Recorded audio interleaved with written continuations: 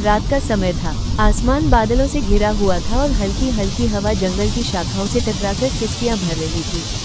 वो जंगल जहां लोग दिन में भी जाने से डरते थे, वहां अब नीरज अकेला खड़ा था। उसकी सांसें भारी थी और हाथों में पकड़ी टॉर्च की रोशनी अंधेरे को चीरने की नाकाम कोशिश कर रही थी। नीरज एक अनुभवी फॉरेस्ट ऑफिसर था, लेकिन आज उसकी हिम्मत भी डगमगा रही थी। जंगल में कदम रखते ही जमीन पर सूखी टहनियां चरमरा उठी। हर कदम पर ऐसा लग रहा था जैसे कोई उसकी आहट सुन रहा हो। हर पेड़ की शाखा, हर पत्ती जैसे उसकी हरकतों को देख रही थी। हवा की सनसनाहट में एक अजीब सी सर्दी थी, जैसे किसी ने अपनी अदृश्य हथेली से उसकी गर्दन को छू लिया हो।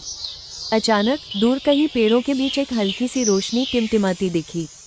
नीरज की नजरें चौकन्नी हो गईं। वो रोशनी, क्या वो किसी इंसान की हो सकती थी या कुछ और? उसके कदम खुद ब खुद उस ओर बढ़ चले, मगर जैसे जैसे वो पास जाता, वो रोशनी और धुंधली होती जाती। एक मोड़ पर उसकी टॉर्च की रोशनी किसी पुराने पेड़ पर पड़ी और नीरज ठिठक गया।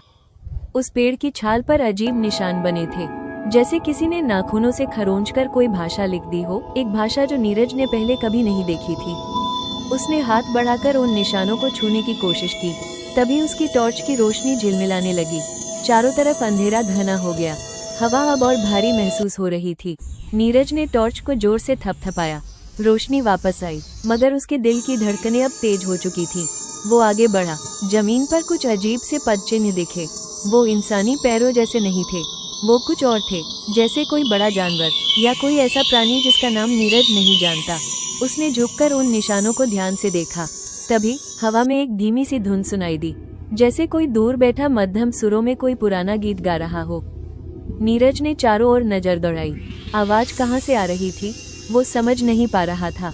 अब वो रोशनी भी गायब हो चुकी थी, सिर्फ वो धुन रह गई थी और वो अजीब पदचिन्ह जो उसे और गहराई में ले जा रहे थे।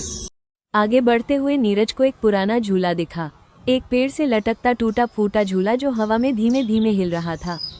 उसके मन में डर ने पूरी तरह घर कर लिया था। झूले की चरचराहट और उस धुन की आवाज अब आपस में मिलकर एक भयानक साज बन चुकी थी। अचानक नीरज को लगा कि कोई उसके पीछे खड़ा है। वो तेजी से मुड़ा, लेकिन वहां कोई नहीं था, बस पत्तों की सरसराहट और अंधेरे की गहराई। उसके हाथ कांप रहे थे। उसने जीपीएस निकाला, लेकिन स्क्रीन पर कोई सिग्नल नहीं था, जैसे जंगल ने खुद को दुनिया से काट लिया हो। हवा अब एक अलग ही अंदाज में गूंज रही थी। ऐसा लग रहा था जैसे वो आवाजें कर रही हो, जैसे वो खुद में कोई कहानी सुना रही हो।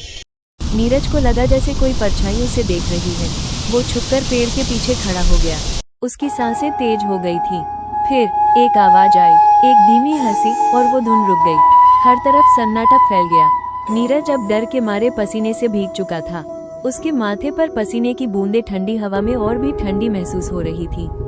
उसने ऊपर देखा, चांद बादलों में छुप गया था और अब अंधेरा और गहरा हो चुका था। नीरज समझ चुका था कि वो इस जंगल में अकेला नहीं है, कोई और है, कोई जो उसे देख रहा है, उसका पीछा कर रहा है। वो उल्टे कदमों से बाहर निकलने की कोशिश करने लगा, लेकिन अब रास्ता ही गायब हो चुका था। चारों ओर बस धुंध थी और वो धुंध जैसे उसके और करीब आ रही थी। उसका हर कदम अब भारी होता जा रहा था। आवाजें, परछाई और वो अदृश्य मौजूदगी नीरज को अपने घेरे में ले चुकी थी। और फिर दूर एक अंतिम चीख गूंजी और जंगल फिर से शांत हो गया। चांद बादलों के पीछे छुपा था। चारों तरफ अजीब सी खामोशी थी। अचानक अफसर की नजर एक परछाई पर पड़ी। पेड़ों की ऊंचाई के ठीक ऊपर कोई था, एक औरत का चेहरा, बिल्कुल सफेद, सूनी आंखें, जैसे चमकती हुई राख। उसके होंठ धीरे धीरे हिल रहे थे, पर आवाज उल्टी थी, जैसे कोई सपना जो मौत से पहले आता है। अफसर ने एक कदम पीछे लिया, लेकिन वो औरत, उसने अपना सिर तिरछा कर लिया और उसकी आंखें सीधा अफसर की आंखों में उतर गईं। वो देख रहा था, लेकिन हिल नहीं पा रहा था। उस रात अफसर ने जो देखा, शायद वो उसकी आखिरी नींद थी।